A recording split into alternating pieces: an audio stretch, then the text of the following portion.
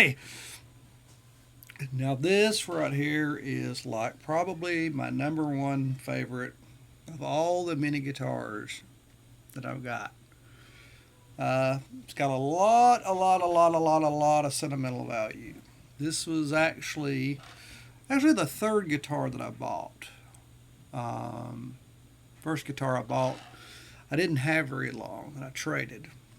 Um, and I saw this in a shop back in 1981.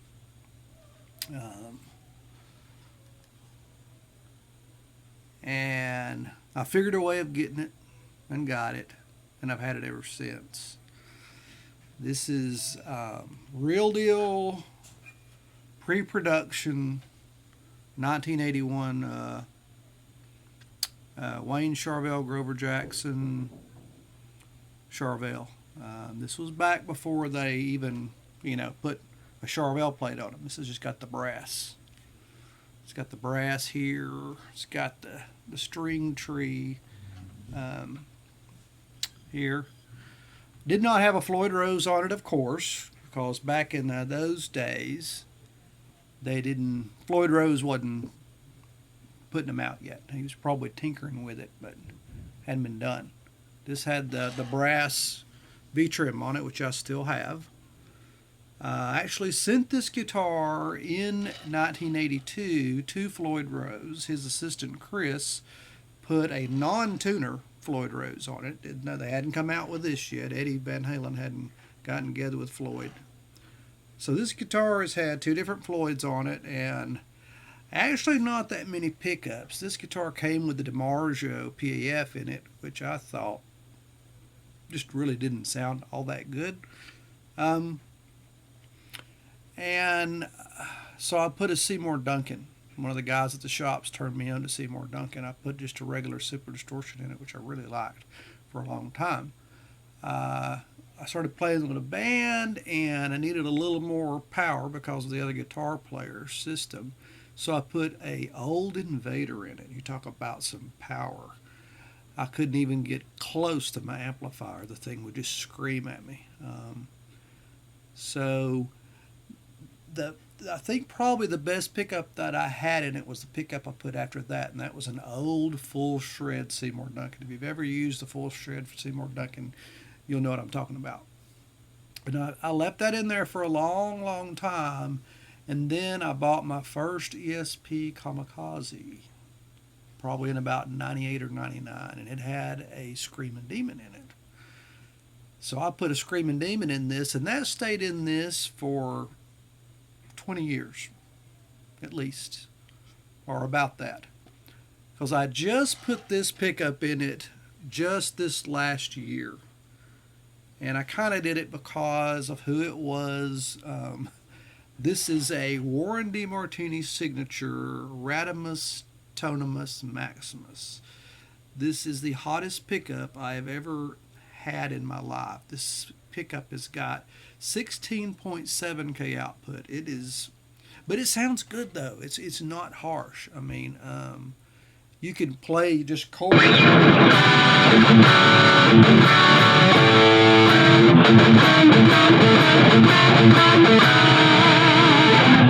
You can still hear the chords, so it's a nice sounding pickup. But it's got that really nice Warren T. more slippery stuff. Warren D. Martini.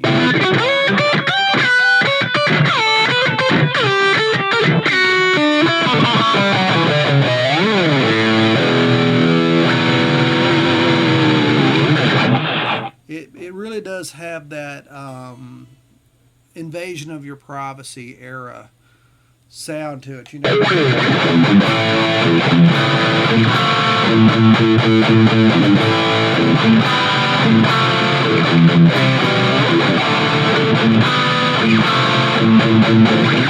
It's kind of got that era to it, which is really cool, which I like.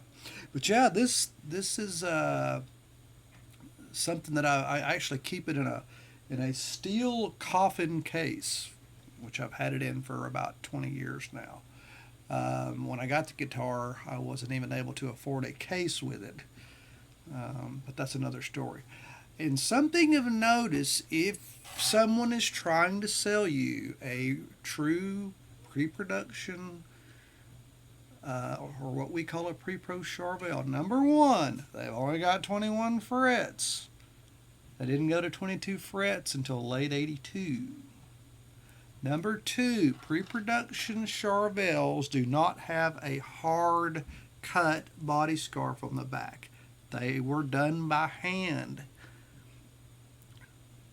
Guys like, the guy that actually did most of the work on this was Mike Eldred. There was also Mike Shannon. There was Tim Wilson, Lynn Ellsworth. Those were the guys that did these guitars.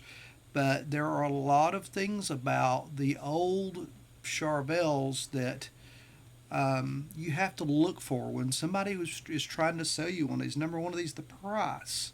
They only did 750 of these, and none of them were alike. None of these, like you see the Bumblebee paint job on this, it's painted all over, similar to the Van Halen 2, but not the same. And they didn't do hardly any of these because Eddie sued them because they weren't paying him any money. As soon as he found out that they had done a couple of these after Van Halen 2 came out and he was out on the road with his, he saw somebody else playing one, I think, in a funk band, and he got pissed. And he sued Grover Jackson, who by then had bought Charvel. But yeah, this is just an extremely cool guitar, extreme mojo. You can look at the back of the neck; it's turned brown with age. Totally unfinished. You can see the little chip there where Floyd actually put the nut on there. Back in those days they drilled through the neck. Yeah, that's a good look at the back of the keys, the way the old. Another thing to know about these is this headstock. They got sued for that also. So that's why after the initial 750, you started seeing pointies on Charvels. That was actually a design that was done by Grover Jackson's wife. So that's some things about this guitar, and it's just a great.